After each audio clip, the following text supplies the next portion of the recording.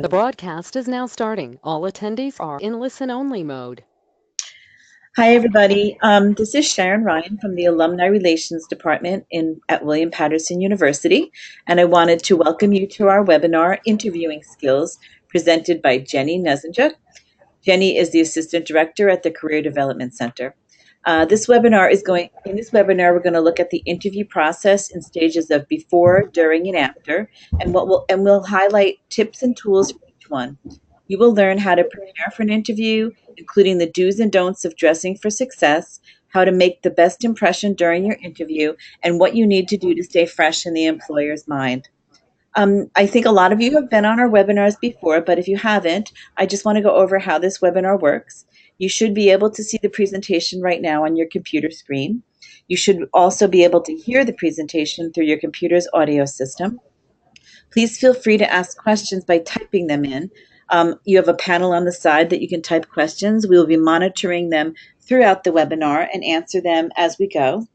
And any questions that are not answered in the webinar can be addressed after the webinar is completed. You should get a survey after it's over. So if you have any questions that weren't answered, if we run out of time, feel free to type them in.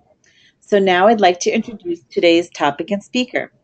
Jenny Nesenjuk has been working in career development and advisement since 2007, with a primary focus on assisting students to gain the skills and competencies necessary to be successful and accomplish their goals. She's currently an assistant director in the Career Development Center at William Patterson University, where she works one-on-one with students, creates and fosters new relationships with employers, and also strives to be an active member of the campus community.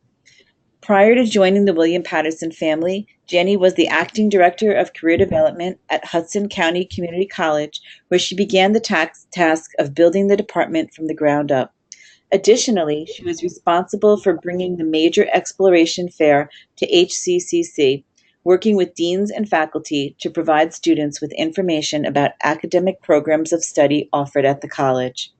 In addition to her career development and advisement experience, Jenny has presented at both the National Career Development Association annual conference as well as the Region 2 NACADA conference and is an active member of the New Jersey Career Center Consortium.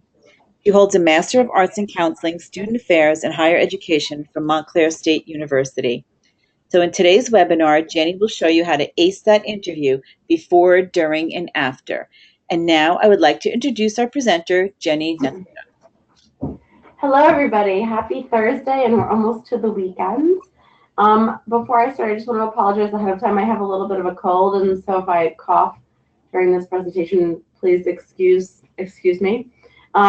As Sharon mentioned, if you have questions during the webinar, please feel free to ask. I'm happy to answer all questions, and we'll leave some time at the end for questions as well. So today we're going to talk about interviewing. So let's get started. So there are 3 stages of interviewing, or at least I like to break interviewing down into 3 stages: before, during, and after. So I'm going to give you some tips on all 3 stages. And at the end, I'm actually going to talk a little bit about salary negotiation, which is something new for this presentation. So before, so you've secured an interview. You've applied and you've secured your interview. So the first thing you want to do prior to the interview is research the company or the organization. And the best place to do that is really on the company's website. You want to go directly to the source. Additionally, anybody you know who works with the company is going to be a direct source as well. That's there at the bottom of the list. Other places are publications and Google. Please make sure that you're looking at those sources, what the publication is, and what the sites on Google are. Better Business Bureau is also a really great resource, and so is using LinkedIn. Okay, you also want to practice interview questions. So these are some standard behavioral interview questions for you. And on our website, I don't know how many people have been, I'm going to show you how to get to it. We have what's called our toolbox. So what I'm going to do is show you all how to get to our website. You want to go to the William Patterson University website, Campus Life, Career Development. And you are going to want to go to Students. And right there in the middle is going to be the Career Toolbox. You can open this up and it's going to be a PDF. It's about 60 pages. And on page 41 and 42, sorry, but there was 41 and 42, you're going to find some sample interview questions. Now, it is really important prior to your interview to sit down and practice these. And I really do recommend reading through them, making some notes, and then practice them with a family member, a friend. If you are an alum that has graduated within the last year, you are entitled to 1 year of in-person services here in the office, so you can call our office and schedule a mock interview. But this is really important, is to review and practice these questions. Okay, so some pretty basic interview questions for you. What are your strengths and your weaknesses? What do you know about our company or organization? I guarantee you that you're going to be asked this question. Related to that, you may also be asked, why do you want to work for us? Okay. Why should we hire you? Where do you see yourself in 5 years? And do you have any questions for us? Do you have any questions for us is very important. At the end of your interview, so throughout your interview, if you have questions, it's all right to ask. But at the end of your interview, you're most likely going to be asked, do you have any questions for us? The most important question you can ask is, may I have your business card? And the reason for that will come later on in the presentation, but that is the most important question you can ask. You can also ask anything you're generally interested in knowing. The only thing I would recommend is to stay away from topics of salary or benefits. Okay, prior to your interview, you want to prepare some stars. What a star is it is a structured manner of responding to these, what I call situational questions. So that is, tell me about a time when. Please give me an example of a time. Okay, so in the toolbox on page 40, we have a worksheet for you. So here it is from the toolbox. It's not a worksheet, I'm sorry. Here's the breakdown of the STAR. So STAR stands for situation, task, action, and result. So the situation is the specific event or situation that you were in. And we want to know all the pieces of that situation. What were you doing? Where were you doing it? When was it? Who was involved? Okay, so that's the situation. It's our background information. The T is the task. What was the task that you were trying to complete? We want to know specific challenges. We want to know issues, costs, deadlines. Again, specific information. Then we want the action. What did you do to complete? What did you do to complete the task? What were the actions that you took? And R is the result. What was the result of your efforts? Okay, we want to know what the outcome was. Okay, so this is going to be your STAR. And it's very important because these are going to be structured ways that you can respond and give examples for interview questions, because you will be asked to provide examples of specific situations and times when you did something.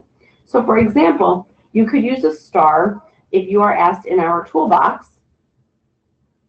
Let's see, what did I do with our toolbox? Oh, it's in my web browser, I apologize. So tell me about a situation in the past year in which you had to deal with a very upset customer or coworker or a client. You would use a STAR for that. Okay. Tell me about a time when, let's skip down a little bit. Tell me about a time when your attempt to motivate a person or group was rejected. What have you done to remotivate a demoralized team or person? Okay. Let's skip down a little more. Describe a situation where others you were working with on a project disagreed with your ideas. What did you do? So all of these types of questions, tell me about a time, describe a situation, describe your most recent group effort. So these are going to be questions that you would use those stars for. Okay. Okay, so that's our stars. You also want to choose an appropriate outfit. Okay, so there's different types of dress when going to an interview. There's business professional and business casual. 9 times out of 10, your first round interview is going to be business professional. And when going to an interview, unless you are given directions of how to dress or what to wear, you want to err on the side of conservative. Okay, so then that would be your business professional. So we want solid, dark, or neutral colors. So gray, black, navy, all really great options. If you are going to wear a suit with a shirt under it, men or women. If you want to wear a colored shirt underneath it, light colors are best, pale blue, white, cream, maybe pale pink, okay, pale yellow. But if you want to do a deeper color or a brighter color, I would stick with muted tones, so maybe navy, okay, dark, very dark green, very, very dark maroon, okay, we want black, gray. We want to stick with things that are a little bit more muted, okay. We want to avoid bright colors and patterns.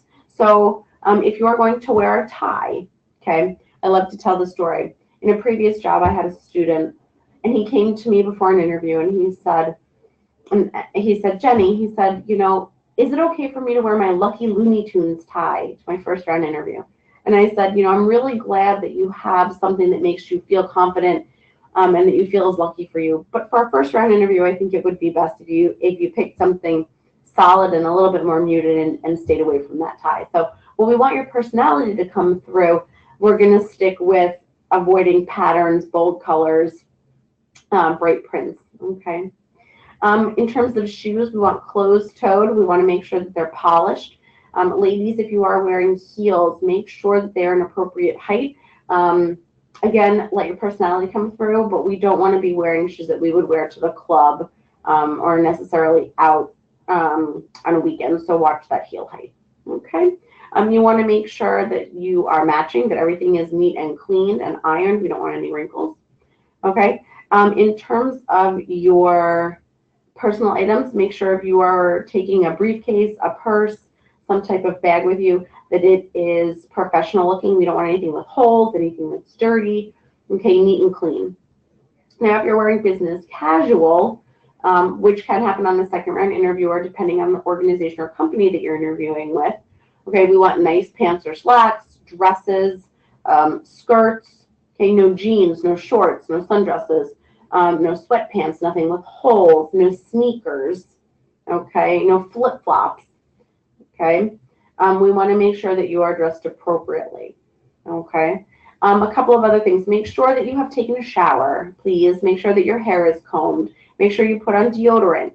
If you are wearing makeup, please make sure that it is subtle. We don't want to go overboard. Jewelry and fragrance. No perfume. We don't know, or cologne. We don't know who is allergic. And in terms of jewelry, less is more, okay? If you have piercings and tattoos, you have to gauge by the company. And you may want to cover up the tattoos if you can for the first round. And for piercings, depending on where they are, you may consider taking them out for the first round. Again, you have to gauge based on the culture of the company, okay? Okay, so are there any questions to this point? No, just a few people were asking if they should be writing this down, and so I did let them know, and I'll let everyone else know. We will send you a PDF of this, and also we are recording this presentation, and it will be on our YouTube channel, and we'll be sending everybody the link, just so you all know. So. Fabulous.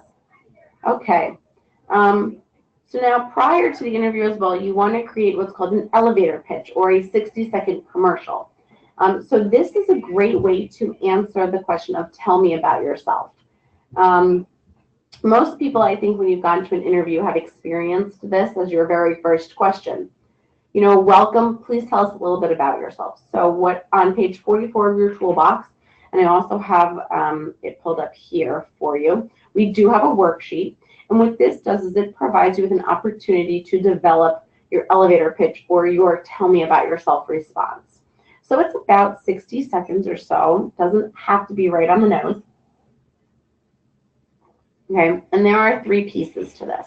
The first is going to be approximately 10 seconds. Now, if you develop this and you start practicing and it's more than 10 seconds, don't panic.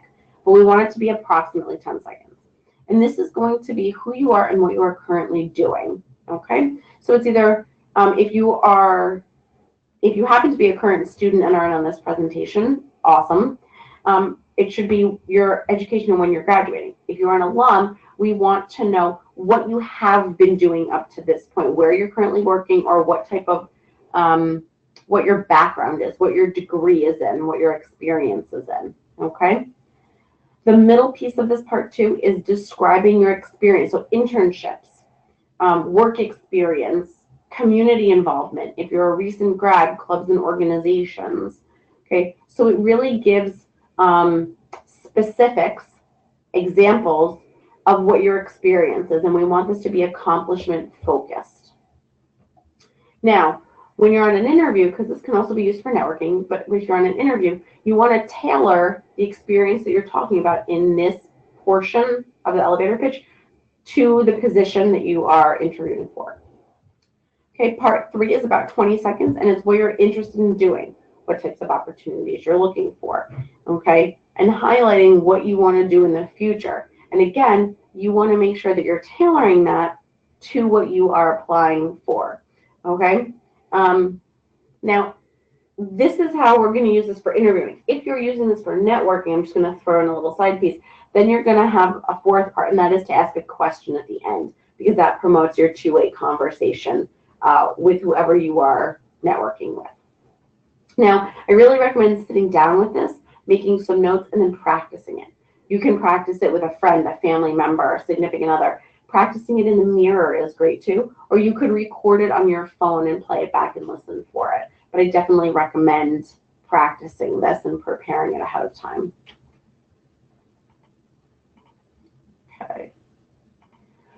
Okay, so that is also can be found, that worksheet can be found on page 44 in the toolbox. Okay, and there we have a picture of the worksheet. Okay, are there questions about the before I get to the during? No, not really yet. We're good. Okay, great. So now we get to the day of your interview. And prior to this slide and what's on here, there's a couple of things you want to do. I'm going to add to it before the interview, and this is very important. You want to make sure that you know where you're going. Okay, so if you have never been to the interview site before, you want to make sure that you're getting your directions ahead of time, and that if you need to, you're doing a dry run. I also like to tell this story. My very first career services job, I used to send students on interviews, and I had an employer who called me up one afternoon and said, Jenny, John Doe never showed up for his interview. What's going on? And I said, I'm so sorry. I will call him and get to the bottom of it. So I called up John Doe and I said to him, John, I just gotten a call from the name of the employer that said you never showed up for your interview. What happened? And John Doe said to me, well, I got lost on my way, and so I went home. Now, I said to him, that's not acceptable. You should have called me. I would have helped you figure out where you're going. And this was years ago before we had GPS. Okay, but what I will tell you is if you do not show up for an interview, you most likely will not get another shot. So if you are on your way to an interview, you have your directions, you're cruising along, and stop dead traffic, as we all know, is very common in New Jersey. The best thing that you can do is to call your interviewer and let them know what your situation is. Let them know you're going to be late and so forth. However, you always want to leave yourself enough time. Worst case scenario is you end up sitting in your car. Okay. I went on an interview years ago when I was getting ready to graduate from grad school. It was in New York, and it was in January, and it was actually in Brooklyn, and I was not sure how long it would take me. I ended up getting there an hour early because I wasn't sure how long it would take me, and I found a Starbucks, and I sat down. I read through the job description again. I went through my interview questions, practiced my elevator pitch, and then with 15 minutes left before my interview, I walked over, about 20 minutes, I walked over and I let them know that I was there. Okay, so again, the day of your interview, you want to get there a little bit early. Okay, also during your interview, you want to answer all of the questions to the best of your ability, and that's why we practice them ahead of time. You want to stay away from topics of salary and benefits unless they are brought up by the interviewer. You want to leave your cell phone in your car or turn it off if you didn't drive and you took public transportation. You want to make sure that you turn off the cell phone. And you want to ask questions. So I put a couple of examples here for you. What are your expectations of the person filling this position? What is a typical day like in this position? And there's that all-important, may I have your business card? Okay. Now, also during your interview, you want to pay attention to your nonverbal communication. Okay. So when you are meeting with somebody face-to-face, and you may not even be aware of it, but there are nonverbals, and that is the things that are not coming out of your mouth. Okay, so while it is important to be articulate and to answer questions to the best of your ability, what your body language says a lot about you as well. So you want to make sure you're sitting up straight, that you're keeping eye contact about 80% of the time. We don't want to stare, okay? It gets a little creepy and weird, so you want to do about 80%. And you can do that by glancing down into your lap, blinking, looking off to the side of your interviewer, looking off to the side of your interviewer's head, and so forth. But we want to make sure that we're keeping eye contact 80% of the time. Put your hands in your lap, or if you are a fidgeter like I am, you can put them underneath your legs. And you want to make sure that you smile, okay? What we want to stay away from is slouching, staring at the ceiling, and crossing your arms. All of these things can show that you may be bored or disinterested, or that you really don't care about being there. And that's going to be very off-putting to your interviewer. So you want to make sure that you are paying attention to your nonverbal communication. Are there any questions about during? No? A couple of things also. Sorry. Are there if questions? there's anything, just type them in because we're just waiting for the questions. Thank you. Okay. Also, during your interview, you should take copies of your resume with you, at least 3 to 5 on nice resume paper. Okay. Print them only one-sided and paper clip your pages together. You also want to make sure that you're taking your list of references with you. You want to make sure you have 3 references unless you're asked for more. And on your reference page, it should be a separate document. You want to make sure that your name and contact information is at the top as it appears on your resume. And you want to make sure that you're including for each reference their name, their position title at their current job, where they're currently working, a phone number and an email address where they can be contacted. And then you want to mention your relationship to them. So if they were your supervisor and where, okay, if they were a faculty member, okay. So great people to use are former supervisors, faculty, campus advisors, anybody who can speak to your work ethic and your abilities, okay? And you want to make sure that you're taking that reference page with you. You also, if you have one, want to take your portfolio of work samples with you, okay? Okay, so now we're in our interview. We've completed our interview. We've answered all of our questions. We've asked some questions after the interview, okay? You want to send a thank you email within 24 to 48 hours. So when you ask for a business card, this is why. You want to make sure you have accurate contact information for everybody that you met with. You want to thank the interviewer for their time. How many people, and I can't see show of hands, but think about a time when you helped a friend or a family member. And I always like to give the example of helping them move, okay? Because that's most often what we're asked to help with. And it's kind of a pain in the butt, not the most fun experience. So you've been asked to help move and your friend or family member does not say thank you. You've taken a whole day, maybe a Saturday, and the person you've helped does not say thank you. Makes you feel pretty crummy, right? Now think about a time when you have helped somebody and they have said, thank you so much, I really appreciate your help. Makes you feel pretty good, right? You're appreciated. That person values your time, okay? So we want to make sure that we're thanking the interviewer for taking time out of their day. And you also want to reiterate your interest in the position. Now, if you've gone on the interview and you're no longer interested in the position, you still need to send a thank you email. And in that email, all you would do is thank the interviewer for their time. You would not reiterate your interest in that position, okay? You also want to contact your references.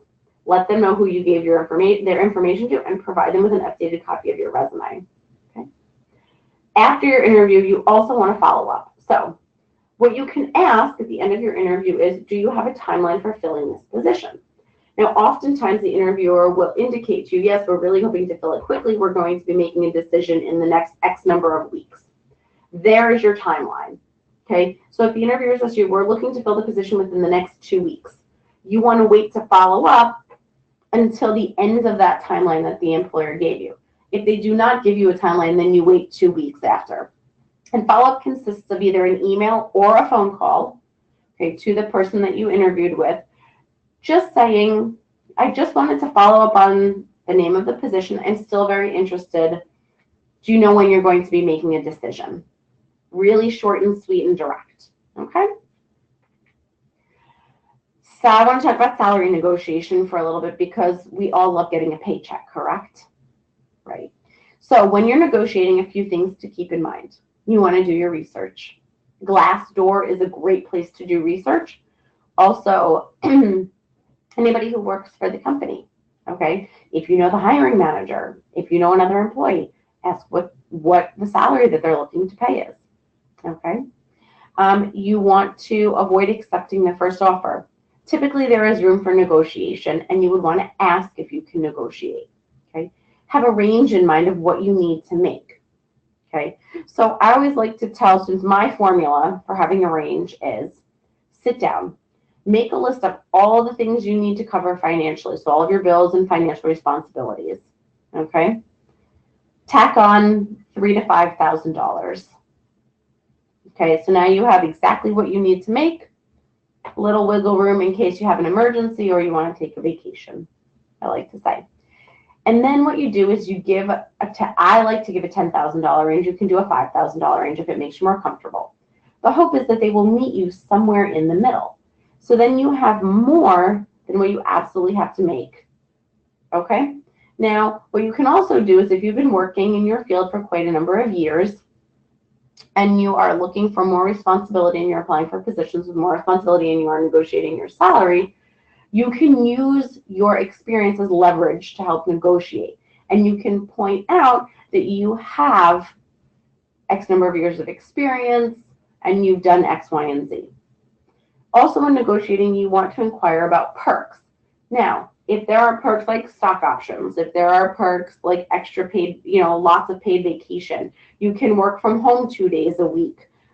There might be a fitness center at the company with a very, very low membership cost. There is a nurse on staff free of charge. There is transportation, anything like that. Things that you would normally spend some money on outside of the workplace, if those services are offered at the company for a reduced cost or free of charge, you may be able to take a little bit less in salary because of those perks, okay? Also, sometimes self-care is very big right now with employers, and there are lots of employers out there who are willing to contribute to gym memberships or wellness activities. That's a perk, so you may be able to take less in salary. If they're willing to cover your cell phone each month, you might be able to take less in salary. So ask about some of those perks. Also, some tips for negotiating: know how much you want to earn. It is acceptable to ask for more money, okay? Be aware of gender differences, okay? Women make 74 cents to every dollar that men make, so be aware of that, okay? Be informed about what you are worth and be prepared to make a pitch. Be careful of what you say. So think about what you're going to say before you say it and how you're going to say it. Keep it positive. And it is okay to say no. If you begin to negotiate and you realize that you're not going to come to terms with the employer, it is all right to say no, okay? Are there any questions? There are questions, and I'm sorry, I had to mute myself. They decided to blow the leaves right outside my office right now, so it was very loud. Okay. So I apologize. Okay, so this question was sort of answered by the person says, but I do want to bring it up for everybody. She wanted to know what would be the consequences if you don't ask questions during your interview or if you neglect to ask for the interviewer's business card. So there are no real consequences for not asking questions. I would say, if nothing else, ask a question about the company itself and relate it to something that you've done your research on, or ask a question about something that's been said in the interview. It shows that you're paying attention and that you care. So there's no real outright consequences, but it's just going to show a little bit of initiative that you've been able to ask those questions.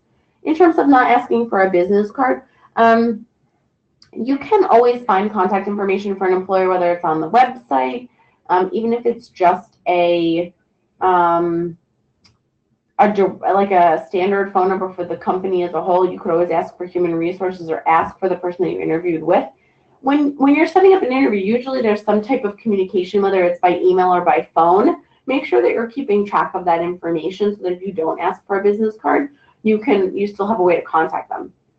Now, in terms of not asking for a business card from everybody that you meet with, so say person A schedules your interview, and you go and you meet with person A, and then you end up meeting with person B and C as well, but you don't have contact information for B and C.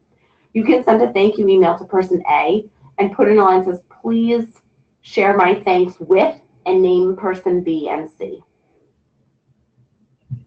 Thank you. You're welcome. Another interview question. Should you or can you take notes during an interview? You can. Make sure that you are not more focused on taking your notes than you are on interacting with the interviewer and answering the questions. But if you want to jot down a little something, that's fine. Okay. This is a question about references.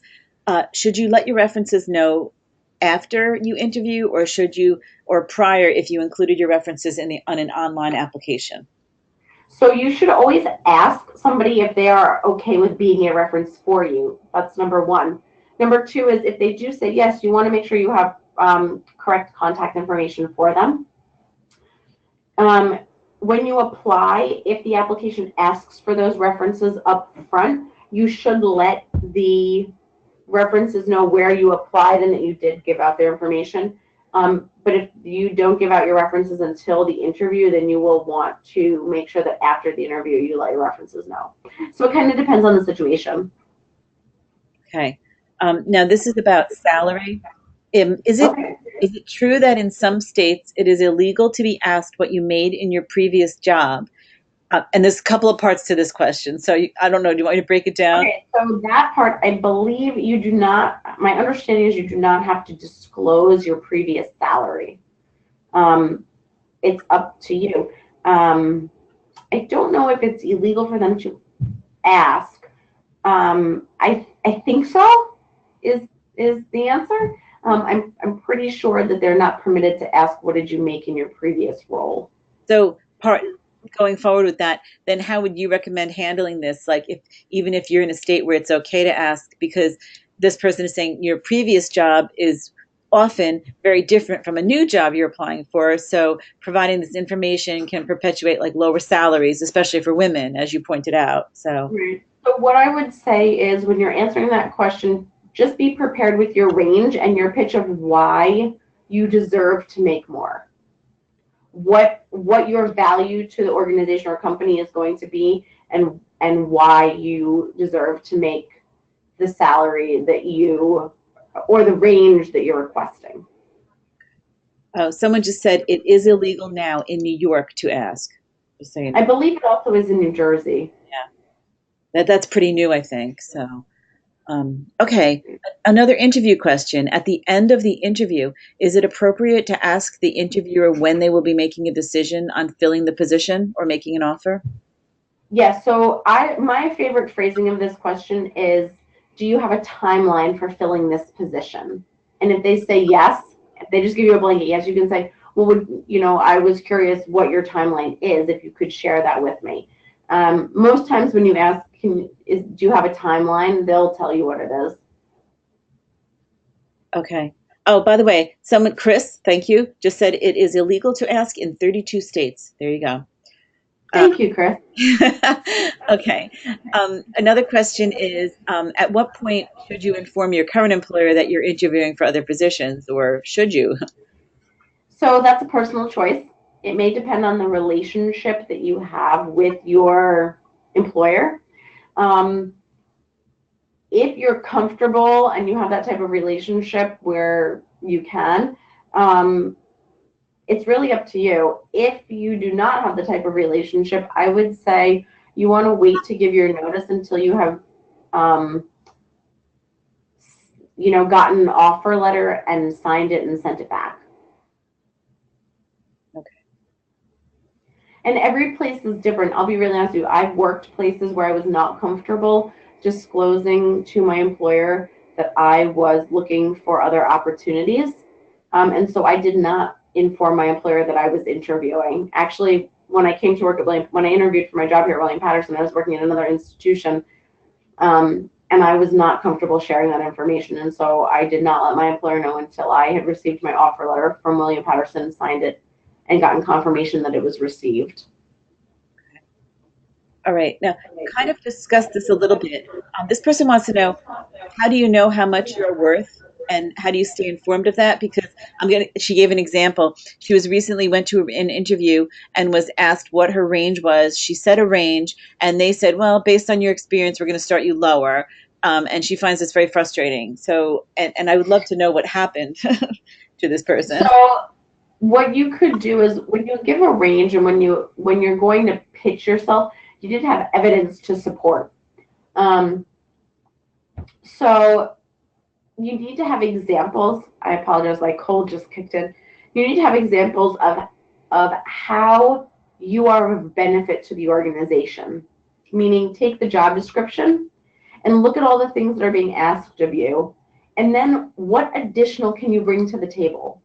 What additional skills do you have that are going to make you successful in that position or help the organization achieve its goals? So if you walk in and say, I'm looking for $15 an hour, and they say, well, based on your experience, we'll offer you 12, but then you should come prepared with some Yeah, you should come prepared with, okay, and perhaps what you need to do is meet in the middle. So if you're asking 15 and they're offering 12, say, how about we do 13.50, and here's why. Here's how I can be of benefit to your organization, and here's what I can offer and how I can help you accomplish your goals and more. Yeah, that's good. That's great. At some point, though, and if they push back and say, well, this is really all we could do for you. My first job out of graduate school, I asked if I could negotiate, and I was told no. That they had a salary, and that was it, and it was kind of take it or leave it. They didn't say it quite like that. I had to make a personal decision if I wanted to take it or leave it, and I did decide to take it because the experience to me was going to be very valuable. So it really depends on you, whether or not you're going to say yes or no. Okay. And also I want to say to Diane just gave us a hint. I know you mentioned Glassdoor before. She also said, Glassdoor is a good resource for salaries and for networking resources to see like what salary estimates are. So if you're going into an interview, look at Glassdoor. Jenny, you had mentioned that. Yeah, absolutely. Glassdoor is a really great site for salary estimates, and I believe you could put in different factors and different,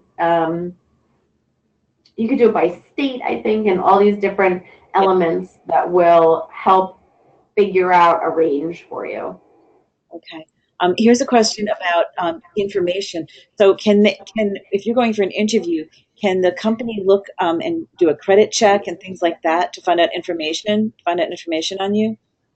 You have to give permission for a background check. Okay. And some companies will ask you to do that. If you are in a situation where you have something to hide, probably need to talk about that. I would say, but I believe you have to give permission for background checks. I think more like a credit check or something like that, I don't know if employers do credit checks.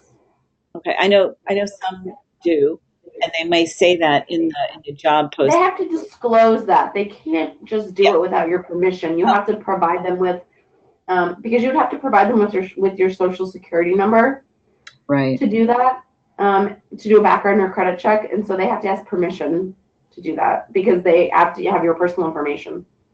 So basically, a company that posts that is going to do a credit check is going to post it.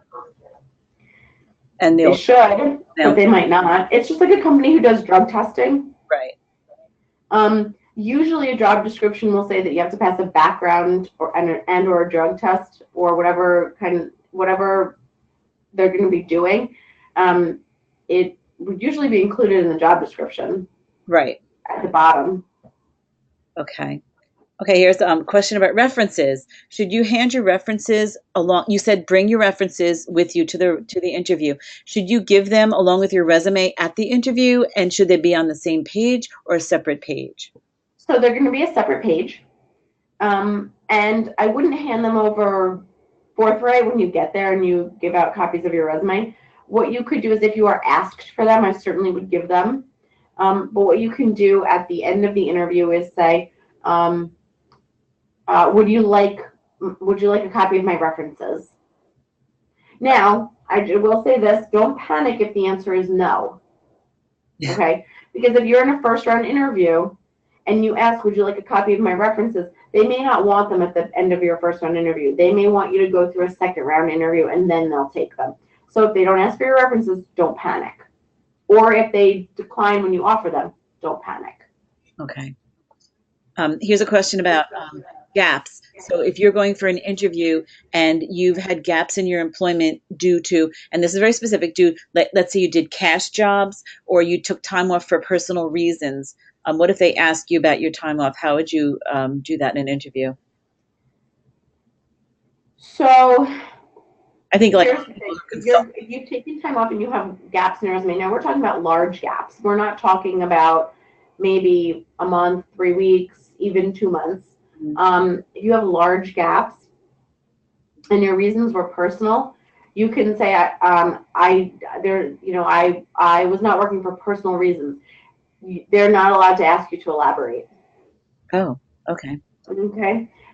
If you are doing cash jobs, I would pretty much stick with, well, here's the thing. Even if you were doing cash jobs, you can still put that on your resume. Mm-hmm. No one's going to say to you, were you being paid under the table? Well, how would you phrase that then? How do you phrase that? What do you mean? Can you clarify? You don't say, I was doing jobs for cash, or how do you? No, on your resume, you would put whatever you were doing. So say you were working and your company downsized, and you went to work for a friend doing bookkeeping, and you were being paid off the books under the table. You should still put that experience on your resume. You just would leave off on your resume. You should never be putting salary information on your resume to begin with. But you don't have to disclose to anybody that you were being paid under the table or for cash. Years ago, many years ago, I was a bartender, and I was paid for the majority of the time that I was bartending, I was paid in cash. Now, I had that bartending experience on my resume, but nowhere on my resume did I put down that I was being paid in cash. And when I applied for another bartending job, I was not asked about my payment situation or my circumstances about being paid. They wanted to know about my experience as a bartender, not if I was being paid under the table. That question never came up, and it shouldn't. Right. So that's great. So if you're doing a job for cash, you can still put it on your resume, and they're not going to ask you about it. Well, they might ask you about it. They might ask you how much you made, sure, but they're most likely not going. I would be very surprised if they said, well, was that on the books, or were you being paid cash under the table? Right. It's very unlikely that question is going to be asked. Right. Okay, so I have a little bit of information from Jessica and Bob, thank you very much, who say that credit checks in New York City are illegal unless you're at the executive level, and only criminal checks in New York City are necessary. And as far as background authorization, when they do a credit check, government jobs are more apt to include a credit check. So I guess credit checks are done at the government level and at the executive level, and they notify before they do it. Thank you. I love learning things when I'm teaching things.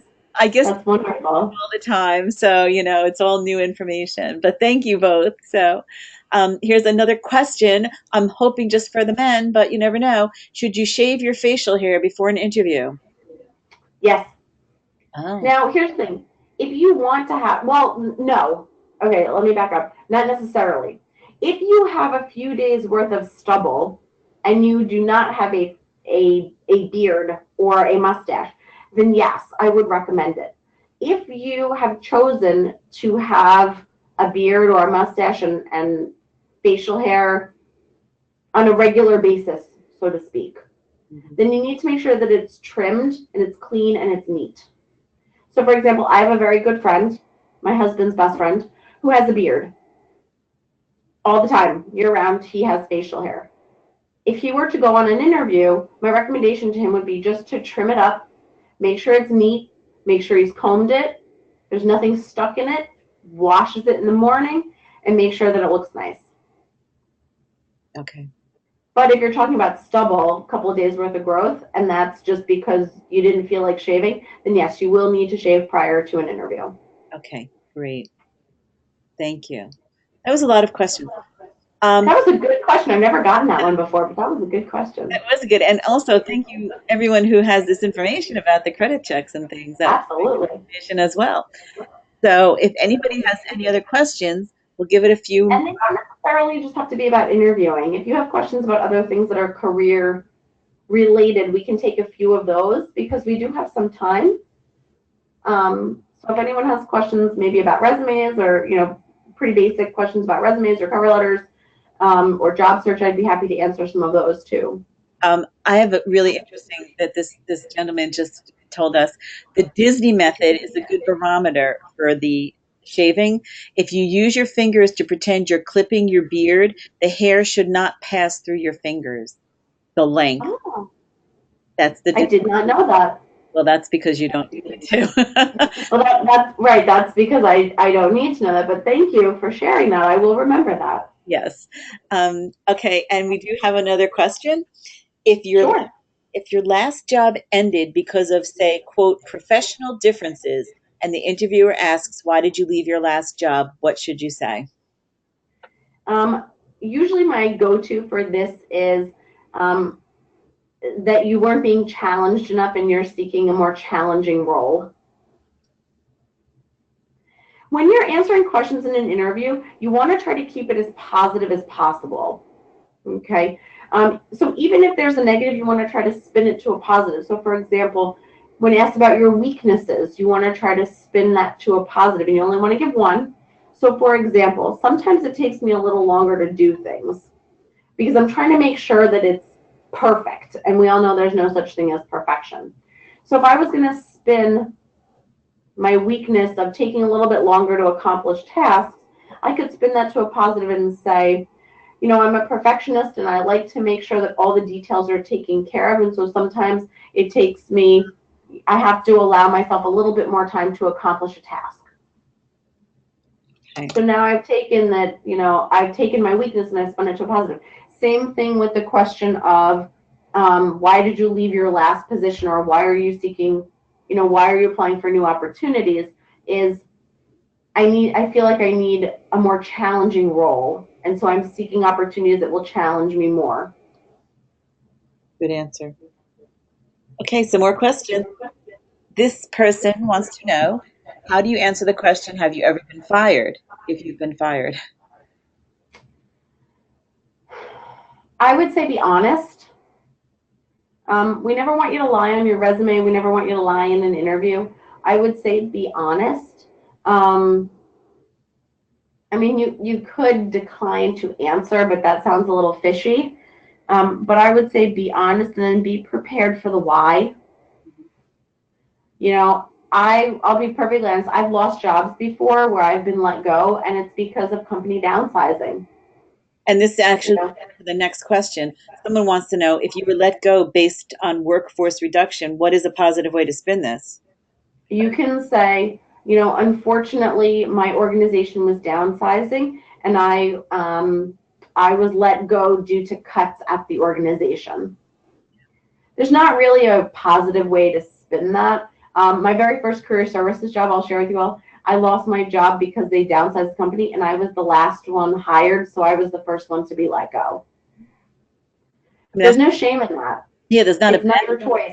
It has nothing to do with workplace performance. Companies downsizing, and it just happened. I had another job where I was let go it was from about a 50-person company. I was let go with 8 other individuals on the same day. Company was losing money and they needed to make cuts. And it's not due to performance, just the luck. And you know what? Even if your company is downsizing and you were chosen to be one of the people let go because of performance, you don't need to disclose that. You can simply say the company was downsizing, and unfortunately, I was one of the people that was let go. And that's a good way to answer too if you were fired, right? You can say that too if you were fired. Yeah. There you go. Okay, this is a question about a resume. Do you have to put I think I know this from doing the resume webinar with you. Do you have to put your current level of education? For example, this person has a bachelor's degree, and let's say you're in a master's program. Do you include the master's on your resume? You do, and you would put your expected date of graduation. So if you're graduating, say, May of 2020, you would put expected graduation May 2020. You do not have to put when you started the degree. Employers just want to know when you're going to be completing it. Okay, here's another question. This is a question from the person who asked about, let's say you're leaving your job due to, quote, professional differences, okay? Let's say you're submitting references and the interview sees that your last employer isn't one of your references. That's not really a problem, is it? So it depends. If you are working in a position and you do not want your employer to know that you are interviewing, you wouldn't use them as a reference. Right. Okay? There's nothing that says you have to use your most recent employer as a reference. What you really want to do is put people you have good relationships with, and they can speak to your skills. One of my references when I applied to my job here at William-Patterson was somebody who I hadn't worked for a number of years, but I interacted with him. He was a supervisor through a professional organization. But I did not use my current employer because I wasn't disclosing to them that I was interviewing for other positions. And the longer you're in the workforce, the more you're going to make, the more references. I mean, right now, I'm not applying for jobs right now, but my reference list right now, or my options for my reference list right now, I can tell you I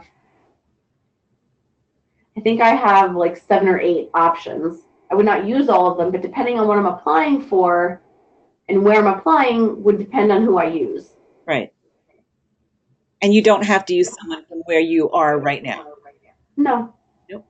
Now, if you're working in an organization where you report directly to one person, but you work in one department, but you work in conjunction with somebody in another department who's in a supervisory role, and you're comfortable disclosing to that person that you're looking, you could use that person.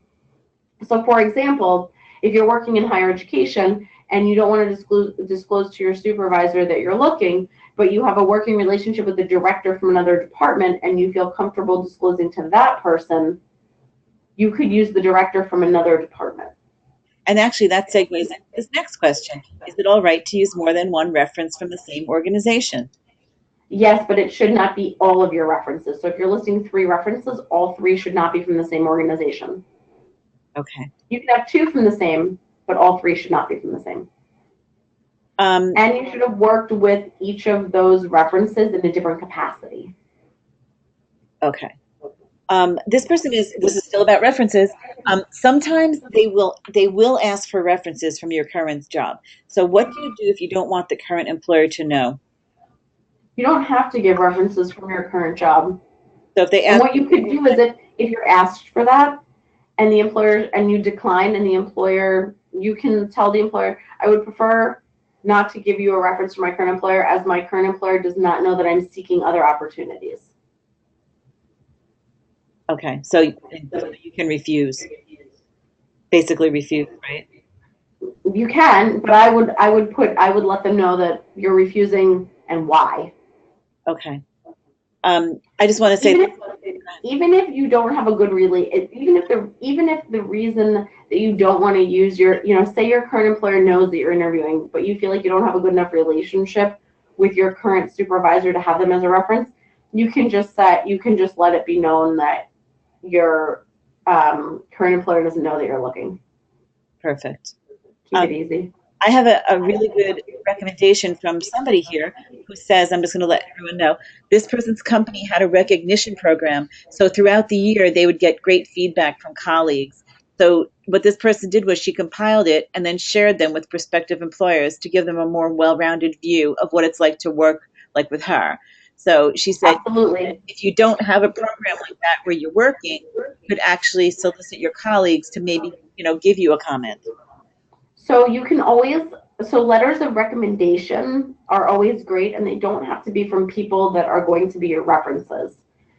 So you can get them in a physical copy or emailed to you. You should always ask the person who's writing it to put it on some sort of letterhead. So whether it's the company letterhead or a personal letterhead, something like that. Another great place to collect recommendations is on LinkedIn. There isn't a place on there where you can ask for recommendations from other people on LinkedIn that you've worked with. Okay. I have a resume question for you. Sure. How hard and fast is the one-page resume rule? It depends on your experience and it depends on the industry that you are working in. If you have a 2-page resume because all of your experience on it is related to what you are applying for and related to your field, 2 pages is fine. For example, higher education, because it's higher education, and more pages are acceptable. My resume is 3 pages, but every single thing on my resume is related to career services and higher education. If you are a recent grad, you really should be on 1 page. Okay. A follow-up question to that. What if you're a career changer? You've worked for like 30 years as a teacher and now you're going into real estate. Is your resume just real estate information or do you put your teaching information on that?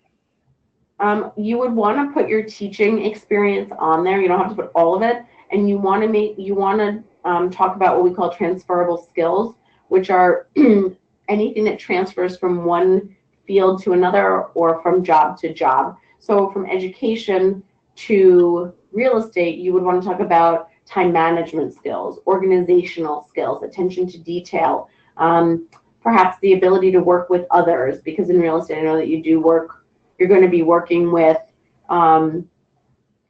the buyer's realtor, and you're going to be working with other people at the real estate firm.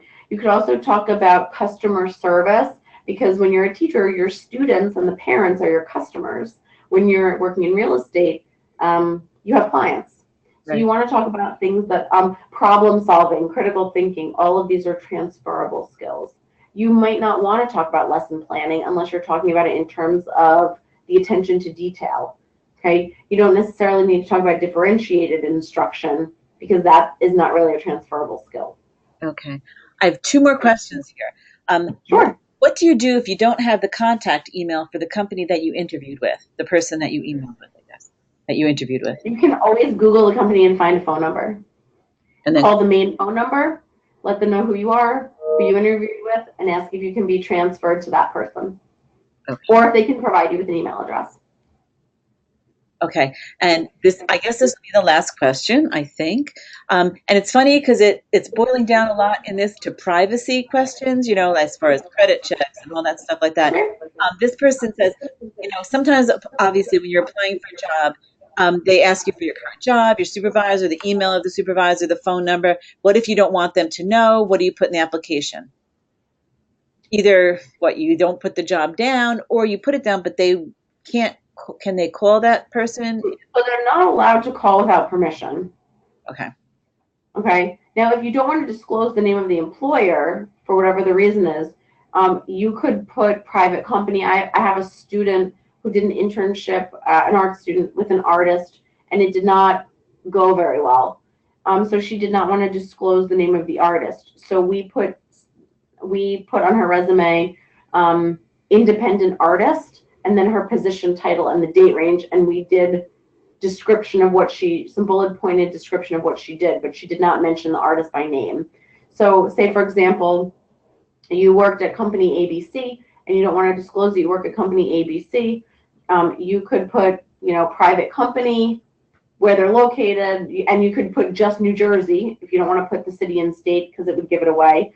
And then you would put your position title, your dates and your position title. Okay. Oh, I lied. There's a few more questions. In terms of listing past employers, what if your former boss has left the company? Should you list the current person, or do you just not, or you put the other person who was there? Are we talking about references? No, like when you're listing your past employers and you have, they say like the company and who was your supervisor, you just put the supervisor. You don't need to. On a resume, you do not need to list who your supervisor was. You're just listing on a resume, you're listing the name of the organization, the city and state that they're located in, your start date and end date, meaning month and year to month and year, and your position title. You do not need to list who your supervisor was. But if you're doing like an online application, they may ask for that. When you fill out the online application. It shouldn't be mandatory to put the name of your supervisor. Okay. So then just leave it out? If it is, you could put the HR contact. Oh, okay. but it shouldn't be. I've never seen an online application. If it says past employers, they're looking for the name of the organization. It shouldn't. There should not be a mandatory field for your supervisor's name, but if there is, I would put the contact information for somebody in human resources. Okay, because if your supervisor is no longer there. Right.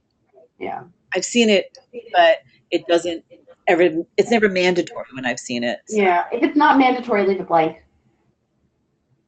Okay, this person wants to know about, you should never put your social security number on an application, right? No. Well, that's not true. Make sure the company is reputable. I have had paper applications where you're asked for it. What you could do is when you go in, usually there's a receptionist, a secretary, somebody. If they give you that paper application and it asks for the social, ask them why they would like it. Okay. Okay. But it should never be on your resume. Okay. No. Okay. This is going to be the last question because it's a really good one. This person says, I get scared whenever I go to an interview for a job. How do I get rid of that fear? Okay. So we have a lot of people, I've worked with people over the years who have anxiety and they get super nervous going on interviews. The best way to handle that is a couple of things. One is to practice. The more you practice your interview questions, the more comfortable you're going to become answering them. So practice is really important. Some other things is you can work on breathing techniques. In terms of if you feel like you're getting anxious, sitting and waiting for your interview to begin, breathing in through your nose and out through your mouth, while it sounds very basic, is very calming. Also, positive self-talk, where you remind yourself of your qualifications for the position and all the positive things that you have to offer an organization is great. We call that positive self-talk. Okay. And the other thing to remember is when you're in an interview, the person interviewing you, no matter how often they've done this, is most likely just as nervous as you are, because in a way you're interviewing them as well. You're going to be asking them questions. Okay, so while they're looking for the right person to fill their position, you're really looking for the right fit for an organization to join. And I just want to say, someone just said what helps her with an interview is thinking, right now, I don't have this job. So although I may want it very badly, I technically have nothing to lose. Absolutely. And whoever said that, you make an excellent point, and that is excellent advice. Thank you. And yes, very true. And here's the other thing. Go in, do your best, be yourself, and and not everybody feels this way, but if it's the right opportunity and it's meant to be, it will be. So thank you. That's a good ending note. And I'm going to say thank you all for coming. Jenny, thank you for presenting again. Jenny does You're welcome. Webinars. If you have any other questions we didn't get to, I think we got to most of them or all of them. So if you have anything else, we have a survey that will pop up when you sign off, and you can just ask any questions there. So thank you all for attending, and thank you, Jenny, for presenting. They can also email me.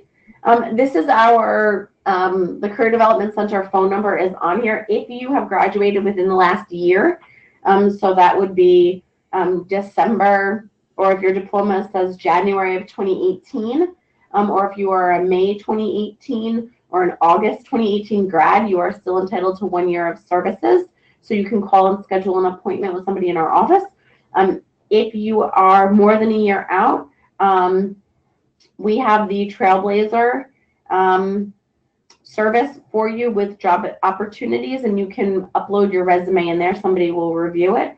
And if you have questions, please feel free to email me with your questions. And thank you all for taking time out of your day to hang out with me. Have a great weekend. Thank you, everybody.